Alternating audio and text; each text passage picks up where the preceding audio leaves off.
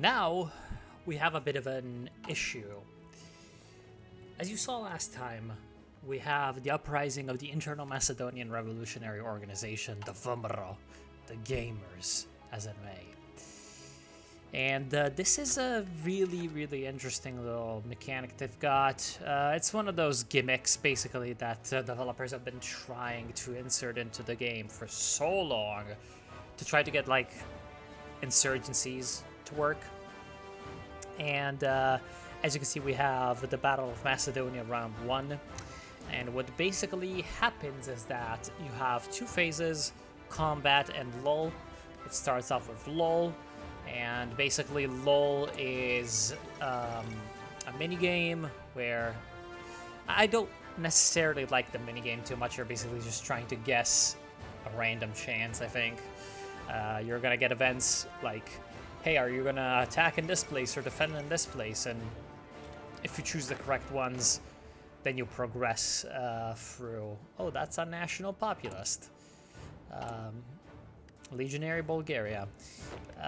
You're going to progress through the events. If not, you're not going to progress through the events. And by the way, because of the War in Macedonia thing, you cannot. You're restricted in the deployments you can make in the Macedonian region.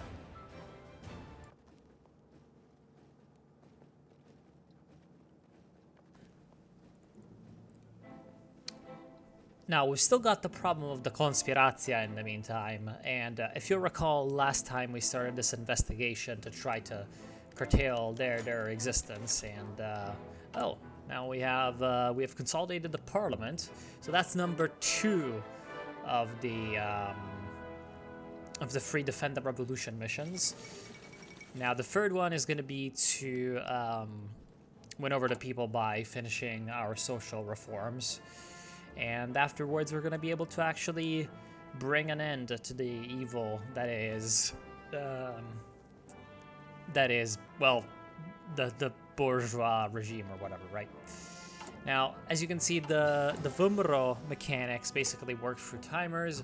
When the timers are over, it's going to fire events. And so that's the lull phase. You're basically... Whether or not you're successful is going to determine how difficult the combat phase is going to be. The combat phase basically is just a really weird and clunky fight because there's an attack penalty. And so since there's an attack penalty, you're basically like, you're supposed to be fighting an insurgency or whatever. So as you can see, they're kind of just standing there, even though we're at war with them. We're also not allowed to call in our Belgrade Pact allies, because of course that would be kind of dumb. And yeah, so I'll show you how the mechanics work once they come up.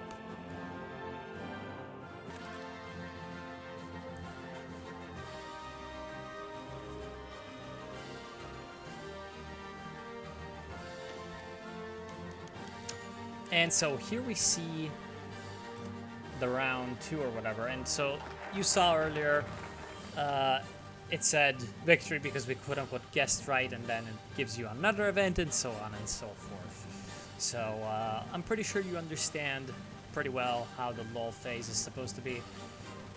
I don't particularly like it, it's just kind of random events, but yeah, let's fast forward to the next phase because this takes a while.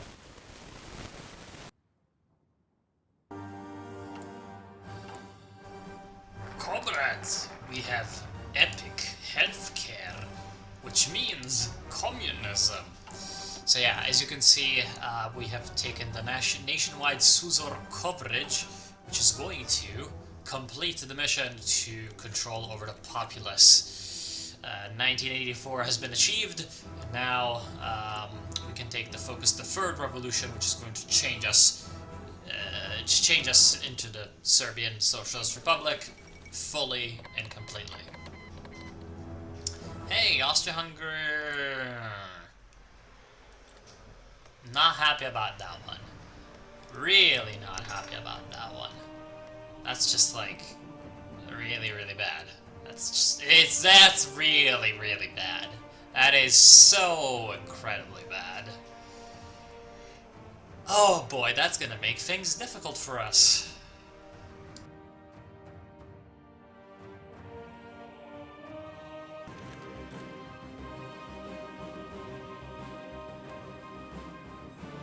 Alright, so now we have a combat phase in the little Macedonian war. And another thing that is present is a tiny focus tree that's supposed to be like a counterinsurgency focus tree. I didn't really see much of a need to actually take any of those focuses, because I'll show you what the simplest strategy I found for the Macedonian war. You get people in there, right? You wait for when you can actually fight, and as you can see, the wall ceases. As you can see, you're not able to really push in, right? So that means that you're gonna need more people. You're gonna bring those guys in, you get assassinations or whatever, right? And what you're going to do is you're going to find a battle where you can actually win by using all of your troops. And remember, all of your troops have been upgraded to have artillery, so they're of course superior to the insurgents. In the combat phase, they're still, you have a malice because it's supposed to be representing the insurgency, right? But the insurgents are still engaging in open combat, and if you're winning, it doesn't give you an event that's you're gonna stop fighting. And that's the third revolution. So that's the revolution with a capital R. We have added a funky red star to our flag. And yeah, it's now the Serbian Socialist Republic. Pretty epic, isn't it? And now we've also got the Serbian Socialist Republic focus tree. And as you can see down to the bottom right, and we can also take all of the focuses that we couldn't before, because now the Konspiracja is gone. And as you can see, that's to the bottom left, our new focus, where we have Serbia's unique path to socialism or whatever, and a few nice economic bonuses, and also the Ozna focus, which gives us the thing, you know what I mean, an agency for free. So that's pretty cool. Intel agencies are nice. And also we have a national spirit now where the army is being purged, so to do that we need to take the political, or to remove that we need to take the political commissars. So that's pretty good. I like it. Nice little small tree.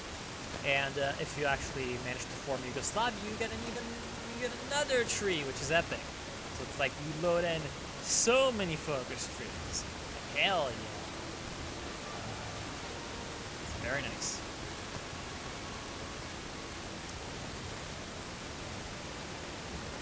And once the Macedonian War is over, we can go ahead and defeat the Austrians. So, here we are.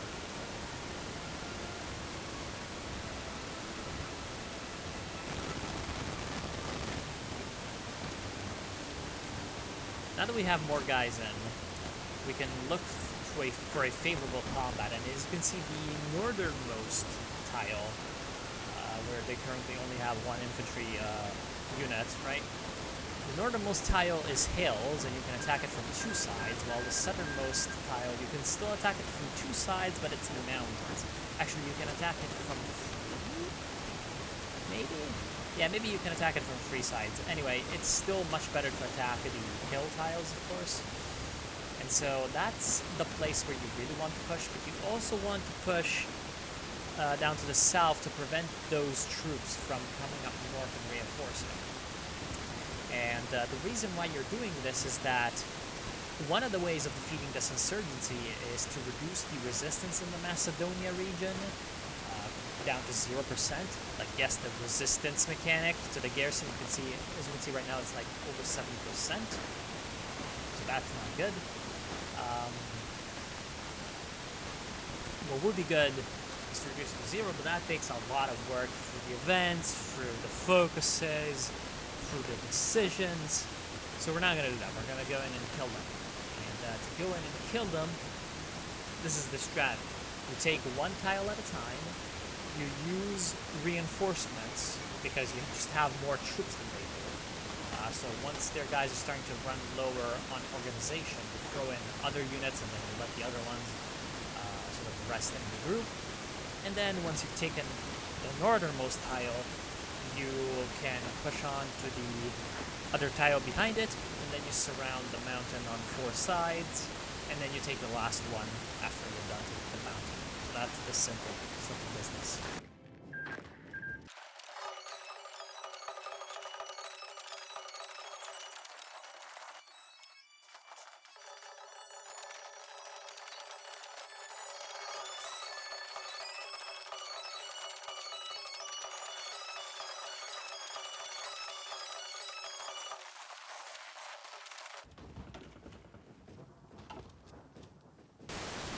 Now they're gone, as you can see. So it's just a slow and methodical work, but you can take them out in a single combat phase without really having too many issues. And there we go. So now we have the order restored in Macedonia, and we can get on with our merry lives. Thankfully.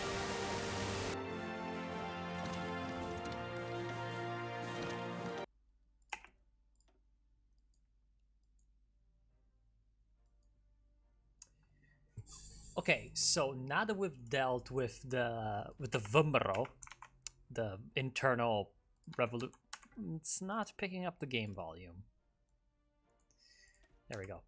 Now that we've dealt with the internal revolutionary organization people, we can take the focus to go together against Austria, and that's going to grant us more of an attack bonus against the Austro-Illyrian Hungarians or whatever, and then we get to do things down here. Now I wonder if this means that we can get like the Italians in on this, but they have actually gone with, well, they've somehow the Italian Federation has formed, which means that they're, well, maybe they lost the war against Austria. Maybe they had a war against, I don't fucking remember. So basically they are, we get the victory in the Balkan War. So after years of planning and preparation, the combined forces of the Belgrade Pact now stand victorious over their Bulgar menace. No longer can the Bulgarians pressure us into doing their bidding, because now we are the masters of the Balkans, of course. They're still oppressing the South Slavic population into doing the Habsburgs' bidding. This cannot stand. We must right the wrongs of the Weltkrieg and finally take a revenge against Vienna. To ensure unity amongst the Belgrade Pact, the Second Belgrade Congress will be held in incoming weeks. Now, it shouldn't be too difficult to get the Romanians in on this because, you know, yeah, they've got their own stuff to reclaim from. What the fuck is this Hungary? Who is MSZDP? Mshadp. Joseph August Habsburg Lotharingiae. Oh, Jesus. Yeah, they've got their own stuff to reclaim from Austria, so maybe they're going to help us. Who knows? So yeah. Why aren't you? Why aren't they training? I guess they still can't. Oh, there's probably too much resistance. Oh, right. Hold on. This is not my core yet. Right. This is a bit of a problem. Yeah, we're gonna need to stamp out that resistance right there. Also, there is only 1% compliance. Yeah, this is not very good. Thankfully, though, oh, I've got a demobilization thing. Well, that might not. Hopefully, that's not going to be an important thing. And we can integrate them with 80 political power, right? There's not a compliance. There's no compliance requirement, it doesn't look like. So possible new allies. The Balkan states are not the only ones which have territorial grievances against the Habsburgs. Republic of Poland? What? Okay. We can do a bit more a bit more one struggle right here. Yeah, they've got some claims on Galicia, of course. Huh, that would be very, very welcome, actually. I wonder how many troops they've got. 200,000 or so. That's, like, not a lot. Not a lot. Romania has that much. We've got 100k. They've got 100k as well. Yeah, altogether we might actually be able to put up a decent coalition against the Austrians.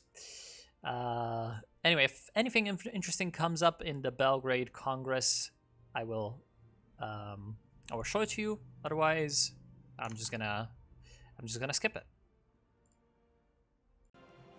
All right, so now the second Congress was not that interesting, but what's interesting right now is that Poland might join us in the case of war, and also Italy has declared war on the Italian Federation. The Socialist Republic of Italy has declared war on the Italian Federation, which might add an additional enemy to the Austro-Hungarians. We right now have the decision to just straight up attack the Danubian Federation, which is going to give an invitation over to Romania and Poland. Now, I am not 100% sure. Deepen economic ties. Well, let's do that. I'm not 100% sure exactly whether or not I'm supposed to be attacking like really early or really late. My thinking is really late in this case because we have the Danubian Federation and they have like just a ridiculous amount of forces. I got kind of unlucky this run in that we have a really strong Austria that didn't exactly fall apart. And so we have not been dealt an easy hand, actually. Oh, is this the African explosion? Oh, looks like we have an African explosion. Oh boy, this bodes very well for the late game stability. Really? Wow, that was actually really fast. It usually lags like so much longer when it comes to the explosion over here. Yeah, nice work doing some optimization, I guess, Kaiserreich team. Anyway, my thinking is that it's better to wait and fight this war later down the line, because again we have a super strong Danubian Federation, which again they might just like be that much stronger in the late game, but maybe in the late game some other power is going to rise up that is going to have the chance to attack the Danubian Federation. My thinking is on either Russia or France, but I'm not sure whether or not France is going to be able to survive the German Empire, so yeah. Anyway, I am doing my... that's pretty good. I'm doing my intelligence thing. Hopefully that's going to be good. I have gotten my intelligence agency, and yeah, the focus tree is massive. So yeah, I'm just hoping that some of these focuses are going to be uniquely helpful in overthrowing the evil Austrians. So that's my situation as of right now. I'm gonna be taking a lot of focuses and probably aiming for like a war in maybe 41. I don't know. I'm kind of thinking that I should be researching armor. I'm kind of thinking that we should be researching armor. The reason why that is that we've got chromium over here, which means that we can produce heavy tanks. Got quite a lot of chromium, in fact. And if I can get myself some military factories and some heavy tanks, I also have the decision to import French armor, which is going to make armor research better. So now I've unlocked the Balkan Research Initiative, which hopefully is going to give us extra research slots and stuff. And now I'm just going to be focusing on building up my epicness. So yeah, I'll see you in a little bit. Actually, report from the Economic Council. Oh wow, holy moly.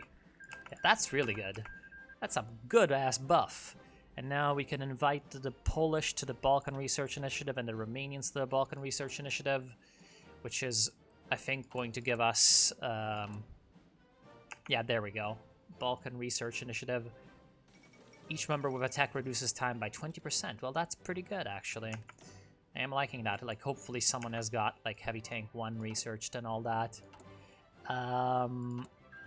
Speaking of tech, where do we get research slots?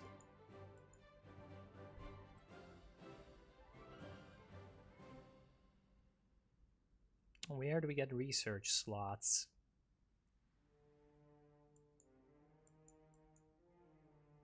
Nowhere, it seems.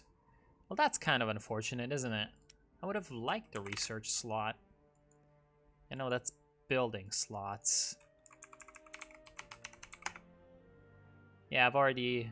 Wait, what? No, that's okay. Never mind. Looks like I got no research slots. Well, yeah. I'll see you in a little while. Once I'm in a better position. Or once I've got something interesting going on.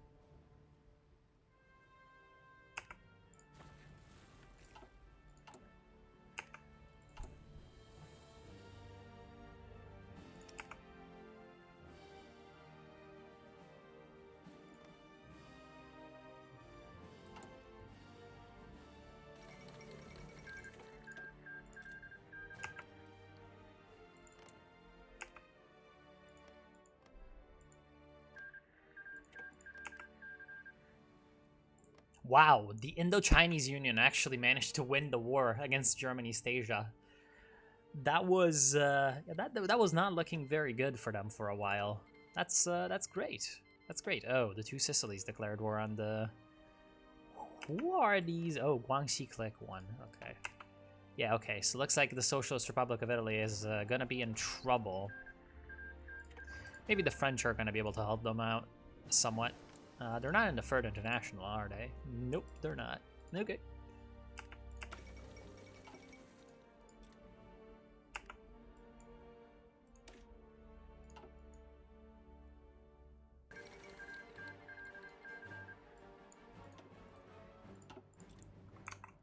Yo, holy shit. We've got like a massive fucking war going on in the Middle East. We've got Syria revolting. Yeah, this is like the Ottomans like partial rework, which I really want to play. I really want to play the Ottomans. Turk milleti. Especially because their their prime minister is Mustafa Ismet Pasha, which is extremely epic, not gonna lie. Yeah, the Ottomans are having a bit of a problem. They've got Syria revolting. They've got Egypt revolting. Yeah, it's just a bunch of weird shit going on in the Middle East. Cyrenaica is revolting. Yeah, it's really epic. They had a bit of an insurrection also in Kurdistan. There's the Vilayet of Armenia. What the fuck, man? It's insane. That's like just fucking nuts. Rebellion in Yemen, like, yeah, just the Cairo Pact doing its thing. Like, what the hell, dude? Sultan al-Atrash. Wasn't this guy an anti-French rebel in real life? Fairly certain. Anyway, Cyprus is revolting. Yeah, just a bunch of weird stuff going on. Really epic, not gonna lie. In the meantime, in Arabia, Sultanate of Najd has emerged. So I've got Abdulaziz ibn Saud doing a bit of a Saudi Arabia. Yeah, I'm just doing my thing. Greece declared war on the Ottoman Empire. Holy hell, a bit of a Megali idea. Yeah, it looks like that's just a crazy like clusterfuck. Yeah, there we go. Let's get ourselves some heavy tanks. Got to produce them if we want to like ever be strong when it comes to tanks. Got to produce a bunch of them. Got a few in reserve. Of course, it's gonna take like a million years to really ramp up the production on these. But yeah, Serbia I've seen has like a really powerful July 1939. Yeah, like really powerful. When is it really powerful when it comes to construction speed? When it comes to construction speed, the construction speed is really strong. I've got 35% already. from the research and stuff. But I just get a bunch from my focus tree. Like over here, youth brigades, plus 10% construction speed on military and civilian factories. Down here I have 5% construction speed. Then I've got 15% extra construction speed from economic structuralism. It's just really, really nice. And yeah, if I were to ever have like a research slot free, I could perhaps get myself some extra construction speed from my focus tree as well, or from my research tree as well. Oh, yeah, it looks like the Ottomans are just in trouble. Like, they have Iran coming in, they have Armenia revolted. This is a campaign I want to try to play. Like, look at this. This is just insane. Like, everyone just revolts against you. Iraq? Like, Jesus Christ. This looks like it's really, really difficult to actually play. You're just attacked from all sides. Oh my god. Oh, a Danubian operative. Well, that's really good. That's really, really good. Nice. I am liking it. I can become the spy master. Not yet. And yeah, I'm still doing my... Oh, the worst is over. Disgusting. Yeah, right, because he's got this like really ultra powerful... they could actually annex Hungary, which is a bit of a problem. Kind of annoying. Kind of super fucking annoying. Yeah, I'm doing some infiltrations, doing some preparation for the eventual inevitable war. And should I get myself some stability for the extra outputs later? Yeah, I'm gonna do a bit of a... Oh, there goes Constantinople. Yeah, looks like the enemies of the Ottomans are going to win this time.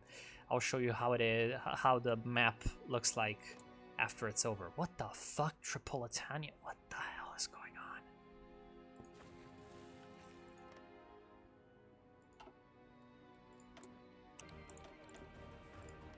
And basically, the whole of Europe is now on fucking fire.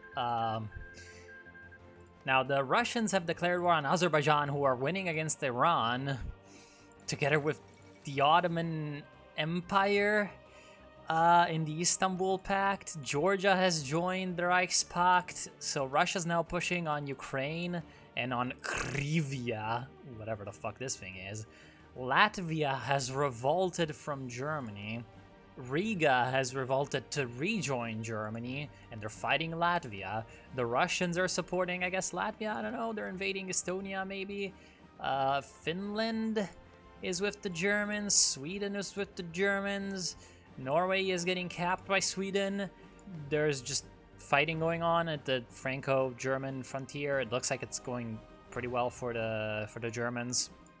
Italy has joined the International, so now the Italian war is merged with this fucking insane European clusterfuck, and in the meantime, we're just fucking sitting here, and it was a bad idea to wait. It was a bad idea, but now we might as well wait even longer.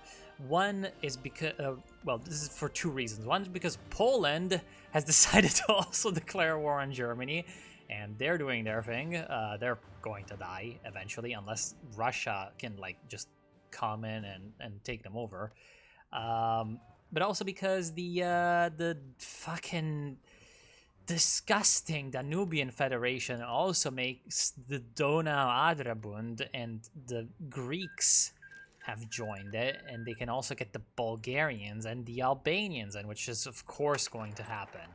Like, are you like, yeah. Anyway, yeah, it's really, really kind of annoying. I despise it.